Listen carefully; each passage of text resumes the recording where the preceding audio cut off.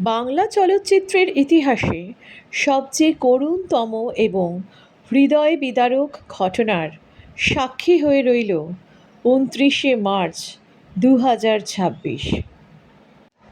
এই দিনটিতে বাংলার দর্শক তাদের প্রিয় অভিনেতা রাহুল অরুণোদয় বন্দ্যোপাধ্যায়কে চিরকালের জন্য হারিয়ে ফেললেন।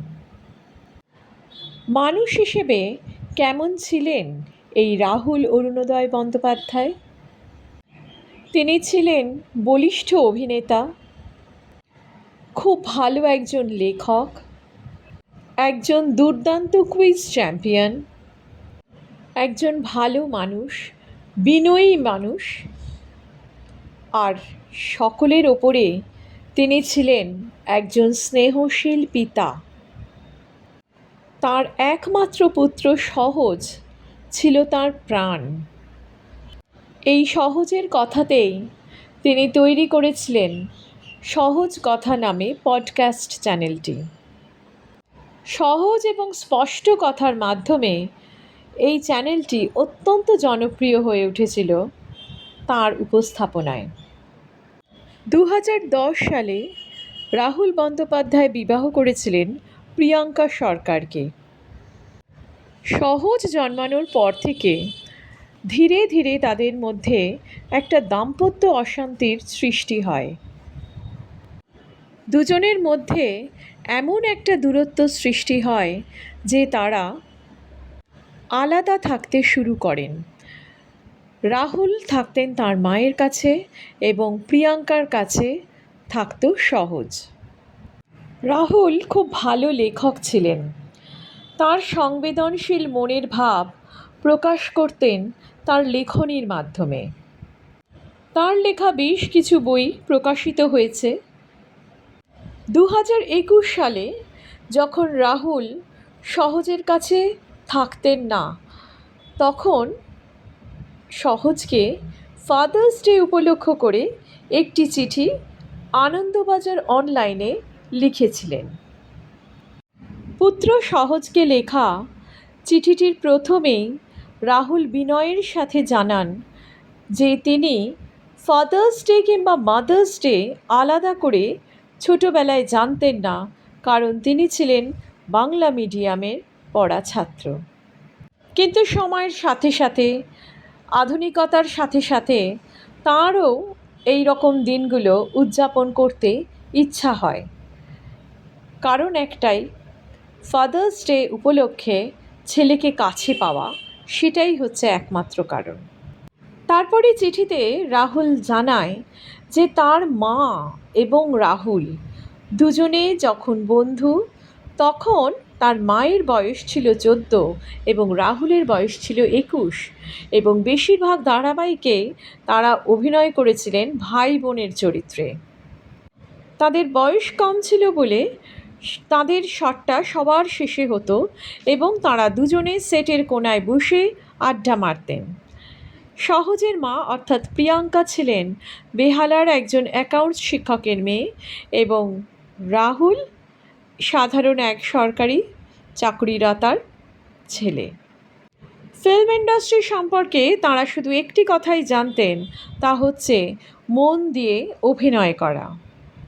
ভবিষ্যতের কথা ভেবে এই চিঠিতে রাহুল লিখেছেন যে সহজ যদি কোনো দিন ইন্ডাস্ট্রিতে কাজ করে, তাহলে সহজ জানবে যে সহজ প্রিভিলেজড, কারণ তার মা 14 বছর বয়সে এবং তার বাবা 21 বছর বয়সে দিনের পর দিন অপমানিত হতে হতে অর্জন করেছে সেই প্রিভিলেজ। চিঠির মাধ্যমে তিনি তার পুত্র সহজকে অনুরোধ করেছেন যে প্রত্যেকটা মানুষকে তার প্রাপ্য সম্মান যেন সহজ দেয়, কারণ যে মানুষটি সহজকে চা দিচ্ছেন তিনি হয়তো রাহুল এবং প্রিয়াঙ্কাকে ছোট দেখেছেন। রাহুলের মতে উপার্জন আর ক্ষমতার আতশকাঁচ দিয়ে যারা মানুষকে দেখে, তাদের মতো অশিক্ষিত এই পৃথিবীতে নেই। তারপর রাহুল বলেন যে সহজের আগমনের সংবাদ পাওয়ার পর তারা আনন্দে আত্মহারা হয়ে গিয়েছিলেন।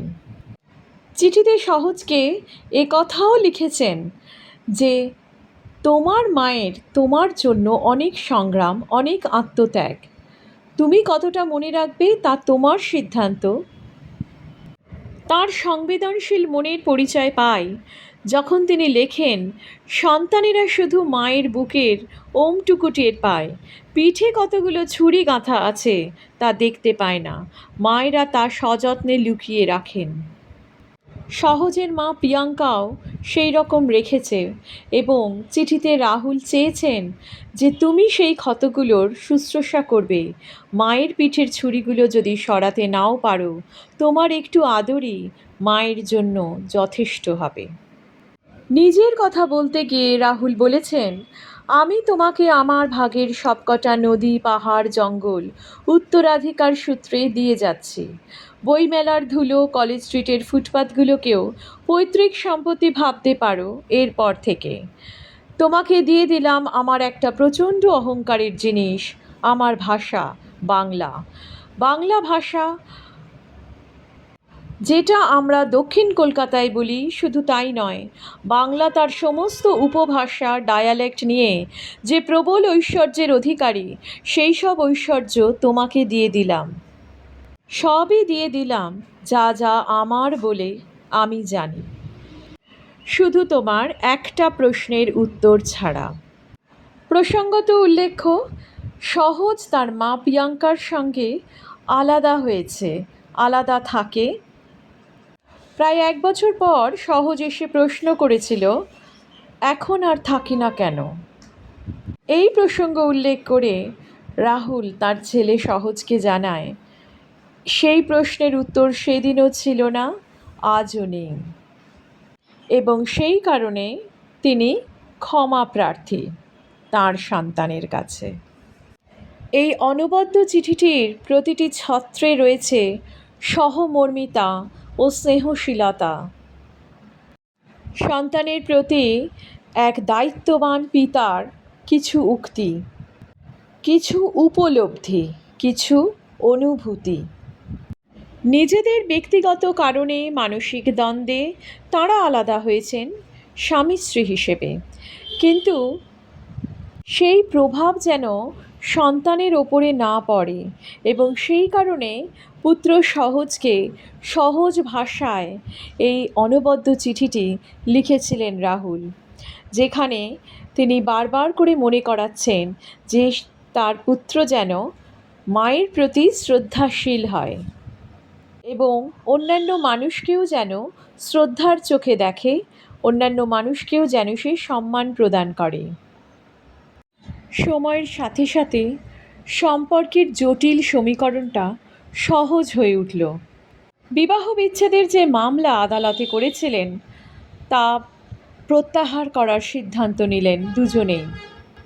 ছেলে সহজকে নিয়ে আবার রাহুল প্রিয়াঙ্কা একসাথে। কিন্তু বিধাতা কি অন্য কিছু লিখেছিলেন? আর তাই শুটিং করতে গিয়ে দীঘার কাছে তালসারিতে অস্বাভাবিকভাবে মৃত্যুবরণ করলেন রাহুল। এই মর্মান্তিক দুর্ঘটনাকে কেন্দ্র করে অজস্র প্রশ্ন, যে প্রশ্নগুলোর উত্তর পাওয়া যায়নি।